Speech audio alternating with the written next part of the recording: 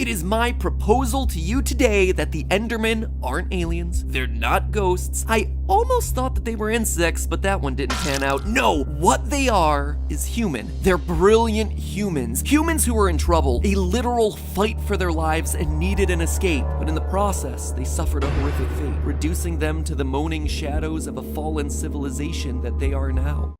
First, we know that they're one of the game's neutral mobs, meaning that they're not going to attack you unless they're actively provoked. This is already interesting because it means that, in many ways, they come in peace. I mean, look at the list of mobs and all of their behavior patterns. Anything else that's nice to you is either an animal, a villager, or a zombie pigman, which is weird and honestly merits an episode of its own for another day. Everything, and I mean everything else, is hostile, except for the Endermen. So already there's a bit of an odd, tenuously peaceful relationship between us and the Endermen, but it gets even weirder when you consider that they're the only other creatures able to move blocks. Sure, they're kinda picky about what blocks they pick up, but carrying blocks is an ability only shared between our character and the Endermen. As the mob bestiary says, quote, "They will not just pick up any block, but will choose only clay, dirt and sand, flowers and other plants, and rather oddly TNT. Some claim the Enderman is indulging in a form of play or attempting to communicate." Speaking of communication, we also know that they can talk, or at least had the ability to talk. Listen to some of the sound clips from when Endermen are idling near you.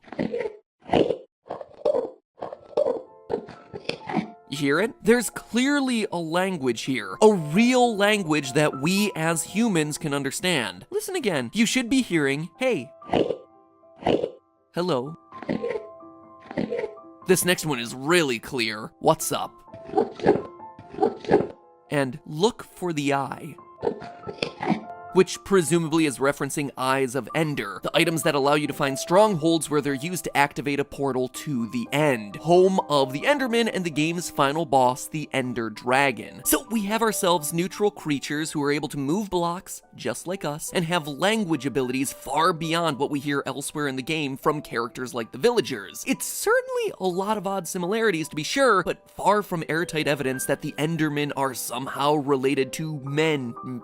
But now let's take a minute to actually look at their home, the End. The End is a weird final dimension for Minecraft. The whole thing just being a bunch of endstone and purple blocks, ugly purples and yellows everywhere, huge chunks of landscape missing, and giant cities that you can visit far off in the distance, all of which are eerily empty. This is the home of the Enderman, sure. Even the mob bestiary says it. But look closer and you see that while the Endermen may call this dimension home, and they certainly wander around in the empty open landscapes, these giant looming Thanos purple buildings aren't for them. What do I mean by that? Well, let's take a look inside the End cities. There's tons of great loot hidden all over the place. Inside the chests, you can find everything from enchanted swords to saddles and armor for your horse. The Minecraft Gamepedia breaks down everything that we can find here, but something's wrong with that list. None of these items are actually useful to the Endermen. They don't wear armor, they don't attack with swords, and they certainly don't ride animals. Heck, there are no animals in the End to ride. Even the fact that the items are kept in chests should be a huge red flag here. Remember, Endermen are only picking up certain blocks, and none of those blocks entail chests. They can't use these things or the thing that stores those things. All of this points to the idea that the End's cities weren't built by the Endermen. They were built by and for someone else. Some other ancient people who managed to get to the End. But who? Is that you're the only one of your kind? Oh, sure. As you adventure, you'll come across NPCs like the villagers, but they're not like you. They don't look like you. They can't build like you. You and the villagers are fundamentally different. It's almost as if you're a different species. This fact is even supported by zombie attacks. When bit, a villager doesn't transform into a normal zombie. It turns specifically into a zombie villager. Regular zombies and zombie villagers are different. In fact, the only times that you ever really see anything that looks even remotely like you, it's always in the form of undead enemies. Zombies, drowned, ground, husks. It implies that, once upon a time, there were other humans here, but they all died en masse. It's a strange detail that you probably noticed, but you shrug it off and you continue on your journey. Then you start discovering pre-existing structures, mine shafts, temples in the desert, monuments underwater, all abandoned, all of them lost to time. You certainly didn't build any of these things, so where did they come from? Making things even more suspicious is the fact that ruins like desert temples are protected by cleverly designed booby traps, elaborate fake floors complete with pressure plates and grids of TNT. It all points to one thing: an advanced society of builders once lived in the overworld, but have since disappeared. So that begs the question, where did they go? Maybe they all died, which in turn led to the armies of the undead mobs that we have to guard against every night. And while I certainly think that that's part of it, it's not the whole story. Because we know that they went somewhere, teleported somewhere. And while they could have gone any number of places, we know for a fact that one of the places they ended up was the end. How can we be so sure?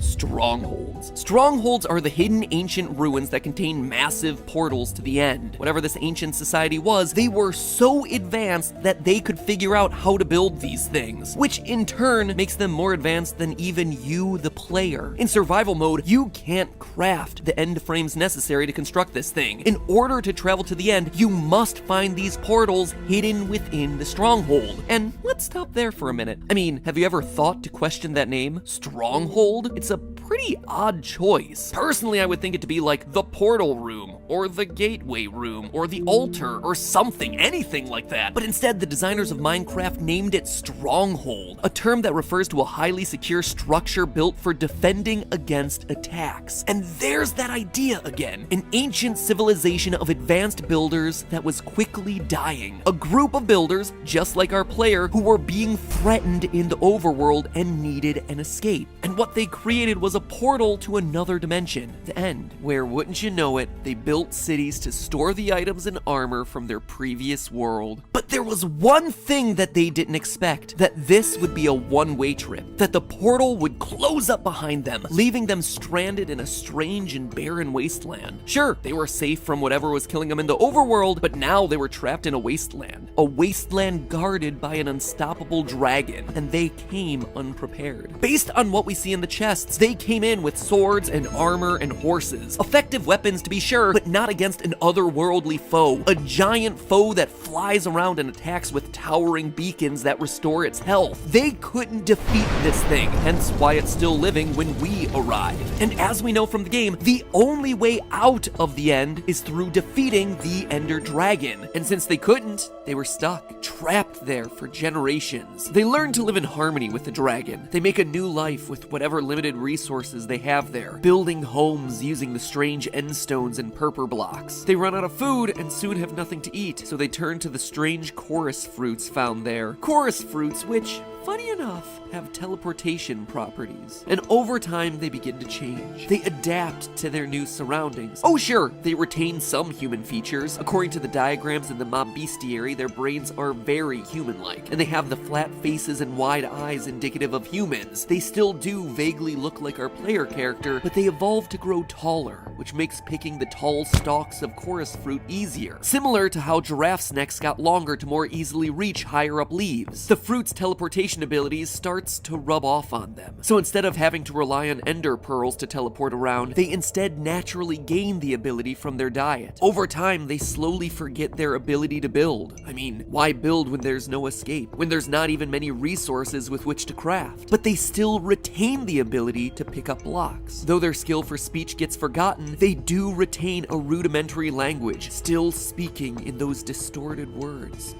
This once great builder society slowly, generation after generation, transforms into the Endermen. Even some of their memories may still remain. One odd detail of the Endermen is that wearing a pumpkin on your head prevents them from becoming aggressive. Maybe it reminds them, somewhere deep down, of a simpler time, or of the friendly golems that they would construct back on the overworld. Regardless, the civilization is stuck there. Oh sure, some are able to teleport out into the overworld or into the nether, but most are forced to live there, under the rule soul of the dragon. And we know this isn't by choice, because when you finally arrive in the end, when you finally defeat their oppressor, the achievement we receive is Free the End. The Endermen at this point are so far gone from the people they once were that they're no longer able to appreciate what's happened, but in defeating the dragon, you as the player have brought closure to this oppressed civilization, one that was forced to flee to a new dimension in order to survive, only to wind up trapped yet again.